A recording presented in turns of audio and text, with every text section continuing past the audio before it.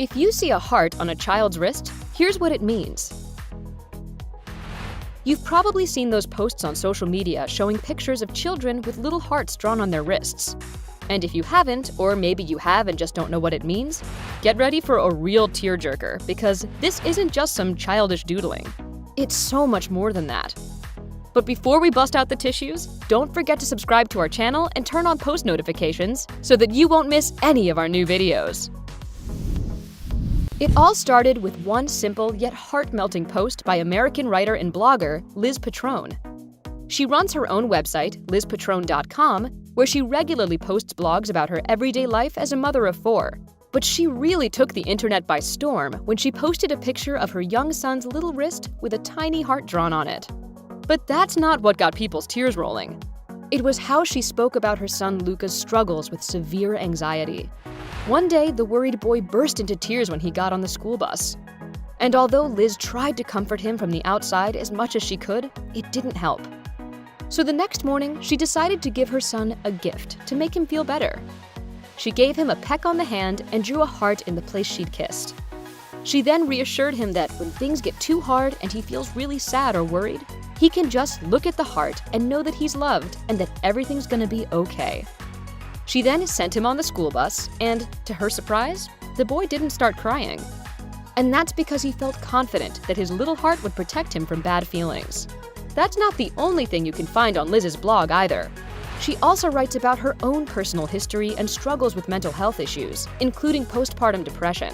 Petrone strongly believes that it's important to talk about your problems, even if you feel embarrassed or uncomfortable, because there's always someone out there going through the exact same thing. Even though we all cope in our own way, we're all in this together, right? Another mom from Britain, Louise Mallet, had a similar idea that she called the hug button for her son Max. When she saw that he was a little emotionally overwhelmed one day, she comforted him and drew one heart on his palm and the other on hers. They then decided that if one of them presses the heart, it'll send a hug to the other. According to Louise, the hug button has helped her son a lot during hard times.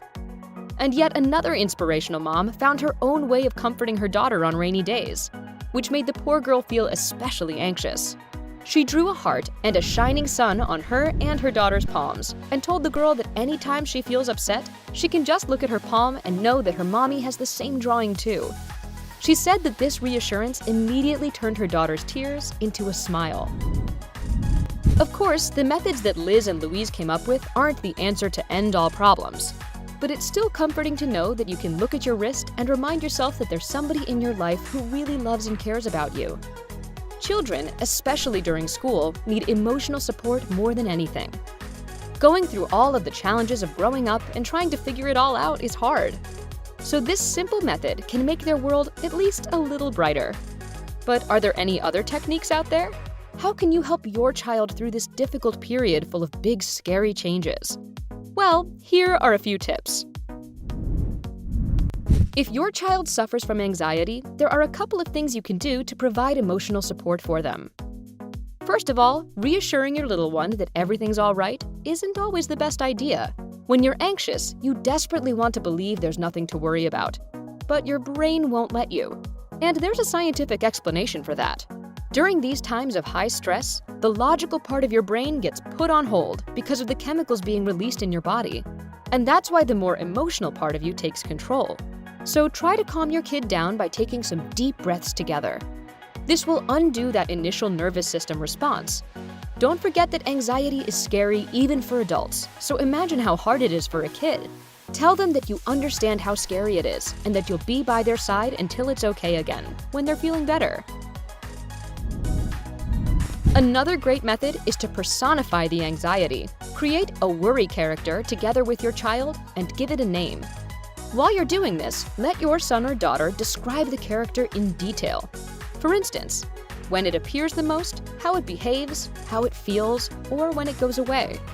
This will let you find out more about how your child's really feeling and coping. Have your young one talk to this character so that when your child calms it down, he'll relax a little bit too. This approach can be very helpful since kids at this age have an incredible imagination that can guide them through even the most difficult times. Allowing your child to openly worry is a great idea too. At the end of each day, take 10 to 20 minutes for the worry time ritual, when your child can fully express all the worries and fears he or she had during the day. It can be in any form your kid prefers, either telling you about it out loud, writing it down, or expressing it through drawing or any other hands-on activity. Just be sure to let your child take the reins and decide himself how he wants to go with it. This method can really help your little one let his feelings out and get a heavy load off his chest.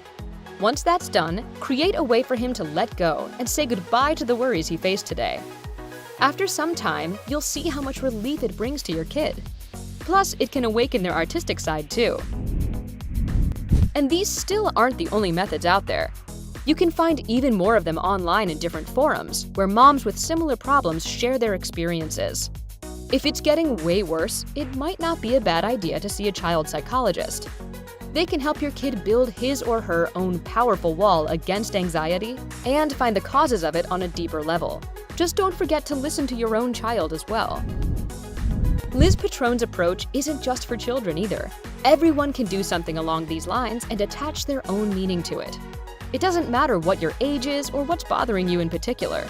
Whether it be relationship issues, anxiety, depression, problems at work, or personal insecurities, you can use this approach. So when it seems like you just can't take it anymore, look at your own heart doodle or whatever you decide to make it, and you'll feel much better.